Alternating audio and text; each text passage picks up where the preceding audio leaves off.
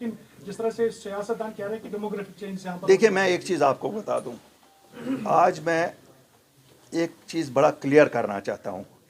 अपनी पार्टी का वजूद ही इसीलिए आया था कि जम्मू कश्मीर की डेमोग्राफी के साथ कोई छेड़े नहीं। जम्मू कश्मीर की ज़मीनों पे जम्मू कश्मीर के वासियों का हक है, जम्मू कश्मीर की नौकरियों पे जम्मू कश्मीर का हक है, और स्टेटहुड ऑफ फोर्स। हम बेसिकली इसी पे आए। बड़े दिनों आप लोगों ने हमसे पूछा 370, हमने कहा सुप्रीम कोर्ट में, और वही अब अल्लाह के फजल से सब वो कहते हैं जो उस दिन चलाते थे, हम लाएंगे, हमें डीडीसी इलेक्शन में वोट करो या हमें ये करो वो करो, वो सब भी जो नारे ही थे अपनी तरफ। क्यों? उनको एक गलाजत लगी हुई थी, उनकी उन्होंने वो गलाजत धोने की कोशिश की, धुल भी गई थोड़ी सी। क्यों? इंसानी यादाश्त बहुत महदूद होती है, तो लोग भूल चुके हैं। जो हम कांटे निकाल रहे हैं, ये कांटे तो उनके दिए हुए हैं। लेकिन मैं आपको सच बताता हूँ, 1 इंच ज़मीन जहाँ पर निकलेगी भी, वो जम्मू कश्मीर के लोगों का हक है। किसी को 1 इंच नहीं दी जाएगी। हमारे बच्चे कहीं स्पोर्ट्स स्टेडियम बनेगा उनके लिए, कहीं पे उनके लिए क्यों नहीं? वो इंडस्ट्री नहीं खोल सकते? क्या बाहर के यहाँ खोलेंगे? हमारे बच्चों में वो हुनर है। हम होटल बना सकते हैं, रेस्टोरेंट्स बना सकते हैं, ऐसी बात नहीं है।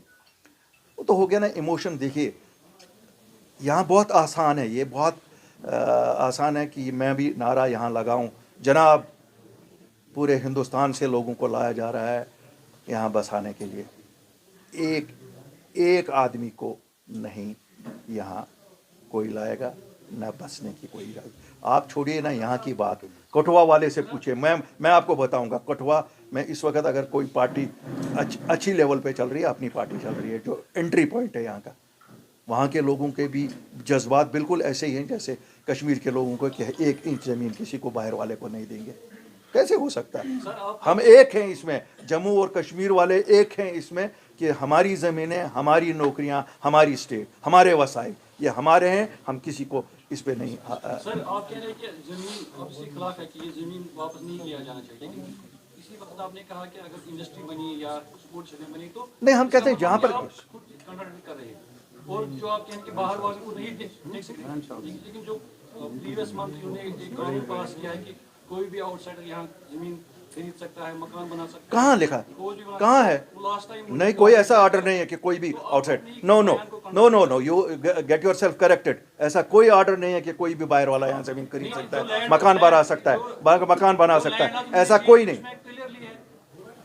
I know the land grants act, new land grants act also.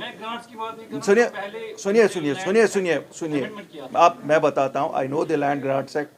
कहीं पे भी रेजिडेंशियल के लिए किसी को इजाजत नहीं है, किसी को भी नहीं इजाजत है। बिल्कुल यही मैंने कहा ना, you have also got carried away by statements of politicians. Sir, ये बताइए, 370 के बाद, 370 के एब्रोगेशन के बाद जो स्पेशल स्टेटस जम्मू कश्मीर के लोगों को था, और जो चीजें थी कि बाहर का यहाँ पे नहीं खरीद सकता, वो खत्म हो गई।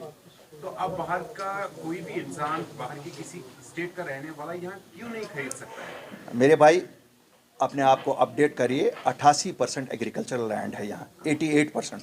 There is a clear government order which we got issued कि agricultural land can not be sold to non domiciles. ठीक है साहब? 7% यहाँ जंगलात हैं, 87 and 7 is 95। 5% रहता है, that is for industrial purposes they allowed. पहले हम 99 साल का लीज़ देते थे। शेख मोहम्मद अब्दुल्ला साहब ने 75 में ये कानून पास किया कि आप 99 साल का लीज़ दे सकते थे। इन्होंने उसका किया कि वो जो लीज़ इंडस्ट्री को मिलता था for industrial purpose, you have to apply, you can take a sanction only for industrial purposes. और वो भी जिन लोगों ने ली है उसमें ज़मीनें ली हैं, आज तक उनके भी अभी कागज़ नहीं हो रहे हैं, क्योंकि वहाँ पर अफसर ये सोच रहा है कि कल को मैं मत फंस जाऊँगा। ये तो आज कहते हैं, कल नई सरकार जो आएगी, और ये मैं आपको 100% बता दूँ, आज ही बता दूँ, this is a state subject. कल ये स्टेट के हदूद में होगा, जो भी सरकार आएगी, इट कैन चेंज इट। जैसे 15 साल डोमिसाइल के लिए है, यू कैन बी श्योर अपनी पार्टी आई, ये 35 साल से कम नहीं करेगी उसको। इसी तरह से ज़मीनों का ये जो है, शायद हो सकता है उस वक्त हम इसको वापस कर दें कि नहीं साहब, खाली लीज़ उस जो इसलिए बीजेपी कह रही है देश में लोगों को कि आप कश्मीर में जा सकते हो, आप वहाँ पे जमीन वो क्या, वो सियासी पार्टी नहीं है? वो- आप क्या, वो गलत कह रही है। नहीं नहीं, आपको लगता है कि बीजेपी कोई सियासी पार्टी नहीं है? ये तो दे आर पॉलिटिशियंस। वो भी जिस तरह हमारे लोग यहाँ कहते हैं यहाँ बाहर वालों को बसाने ला रहे हैं ईद का, वो भी सियासत अपनी खेलते हैं। सवाल है, आर दे मिसलीडिंग कंट्रीमैन? मैं कहता हूँ सियासी जमातों का काम ही अपने वोट बैंक्स को, वो भी अपने वोट बैंक को कहती है, वो भी अपने वोट, मैं उनकी सर्टिफिकेट देने के लिए थोड़ा यहाँ हूँ।